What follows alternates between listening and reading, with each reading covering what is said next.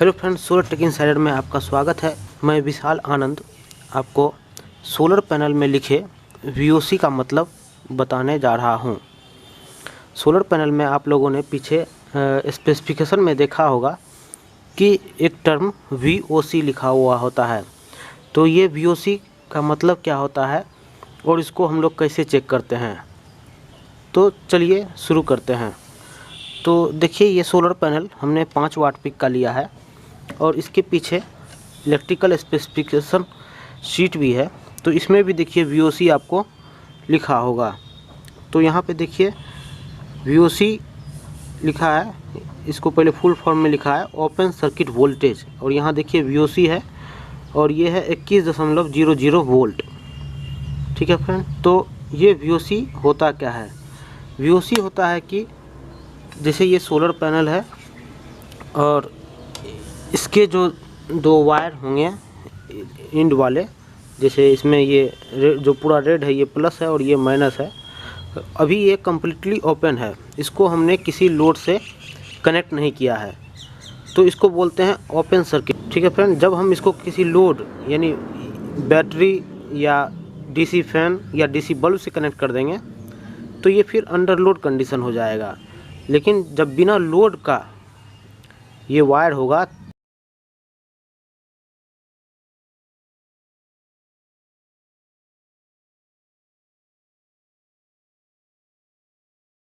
और जब इसके क्रॉस हम लोग इसका वोल्टेज चेक करेंगे तो इस टाइम में जो वोल्टेज शो करेगा वो मेरा ओपन सर्किट वोल्टेज होगा।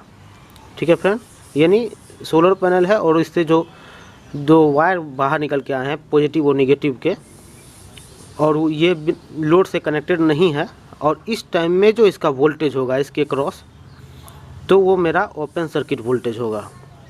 तो इसको चेक करने के लिए क्या करेंगे, मल्टीमीटर लेंगे।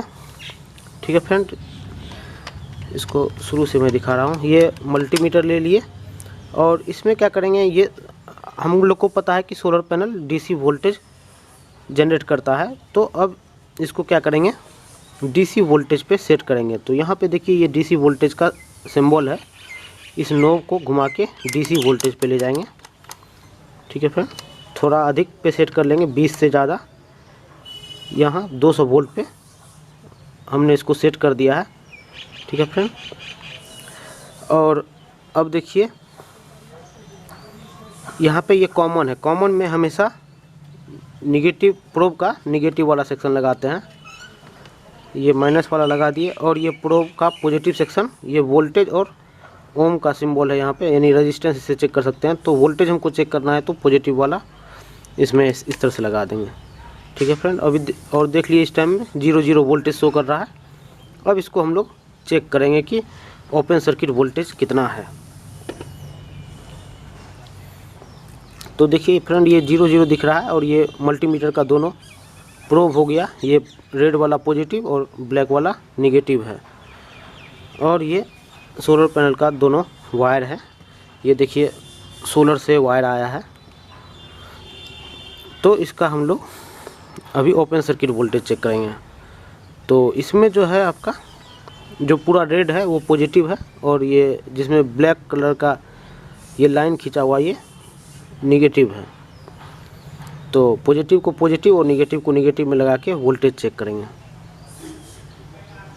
तो ये देखिए 20.1 वोल्ट आ रहा है। ठीक है फ्रेंड, 20.1 वोल्ट।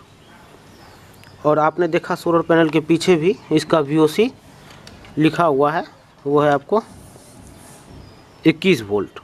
ठीक है फ्रेंड, तो एक्यूरेट नहीं आने का एक रीज़न है, सोलर पैनल होता क्या है कि जब सनलाइट में बहुत देर तक रहता है तो इसका टेम्परेचर राइज कर जाता है, और ये जब 25 डिग्री सेल्सियस से ऊपर राइज कर जाता है तो सोलर पैनल का वोल्टेज ड्रॉप कर जाता है, यानी इसका ओपन सर्किट वोल्टेज घट जाता है। तो अभी यही हुआ है, इसका जो है टेम्परेचर राइज कर गया है, तो इसके कारण यहाँ पे वोल्टेज कम शो कर रहा है। ठीक है फ्रेंड, तो ये तो हो गया मल्टीमीटर से ओपन सर्किट वोल्टेज चेक कर लिए। और जैसे बिना मल्टीमीटर का आपको एक मोटा मोटी आइडिया लेना है तो जनरली क्या होता है, एक थंब रूल के अनुसार एक सोलर सेल का जो वोल्टेज है 0.6 कंसीडर कर लेते हैं ओपन सर्किट वोल्टेज। और जनरली सभी सोलर पैनल में सोलर सेल सीरीज में कनेक्टेड होते हैं और हम लोग को पता है कि सीरीज में वोल्टेज ऐड हो जाता है। तो यहाँ पे टोटल नंबर ऑफ जो सेल हैं वो 36 हैं। ऐसे करके देखिए 1 2 3 4 5 6 7 8 9 10 11 12 और इस तरह से ये टोटल 3 है। तो 12 गुने 3 36 सेल हो गए और 36 को जब 0.6 से मल्टीप्लाई कीजिएगा तो ये 21.6 वोल्ट आएगा। तो लगभग, और इसके पीछे आपको 21 वोल्ट लिखा हुआ है तो एक आइडिया लग जाएगा कि इसका ओपन सर्किट वोल्टेज लगभग 21 वोल्ट के आसपास है। लेकिन एक्यूरेट 0.6 वोल्ट नहीं होता है हर सेल का। ये डिपेंड करता है कि सेल के टेक्नोलॉजी पे। अगर ये पॉलीक्रिस्टलाइन है तो इसका थोड़ा सा अलग होगा, अगर मोनोक्रिस्टलाइन है तो एक सेल का वोल्टेज अलग होगा, और थिन फिल्म है तो उसका सोलर सेल का एक सिंगल सेल का वोल्टेज अलग होगा। लेकिन एक आइडिया के लिए हम लोग इसको 0.6 कंसीडर कर लेते हैं और जब हम सारे सेल को ऐड करते हैं तो हमको इसके अनुसार 21.6 वोल्ट आता है। और इसके पीछे आपने देखा ही है कि 21 वोल्ट लिखा हुआ भी है ओपन सर्किट वोल्टेज।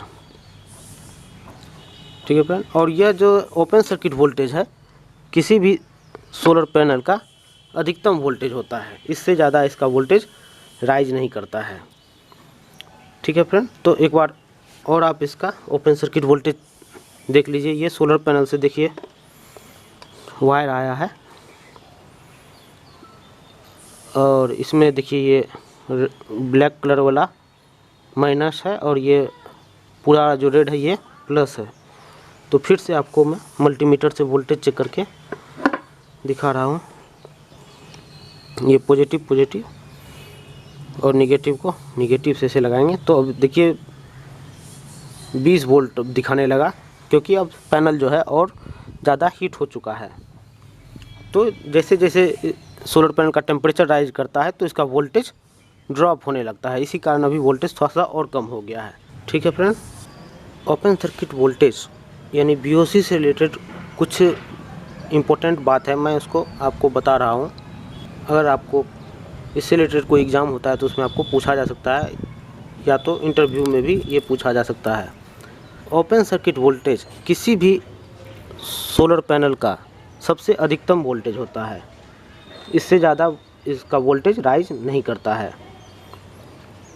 लेकिन आपको कभी एक्यूरेट VOC नहीं मिलता है, क्योंकि सोलर पैनल का टेम्परेचर जो है वो हमेशा 25 डिग्री सेल्सियस से ऊपर ही रहता है। तो स्टैंडर्ड टेस्ट कंडीशन में अगर आप इसको चेक करेंगे तो आपको इसका जो वोल्टेज पीछे लिखा हुआ है ओपन सर्किट वोल्टेज उतना आपको मिल जाएगा। तो इसलिए सोलर पैनल के पीछे आप लोग देखते होंगे कि स्टैंडर्ड टेस्ट कंडीशन लिखा हुआ रहता है और उसके अंदर एक टेम्परेचर भी मेंशन होता है जिसमें 25 डिग्री सेल्सियस लिखा होता है।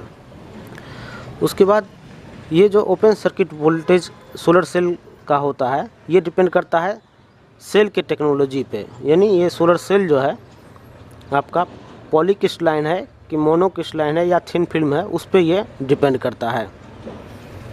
ओपन सर्किट वोल्टेज में करंट का वैल्यू 0 होता है, क्योंकि ओपन सर्किट कंडीशन में सर्किट क्लोज नहीं होता है तो करंट का फ्लो नहीं होता है। करंट के फ्लो होने के लिए सर्किट का क्लोज होना ज़रूरी है।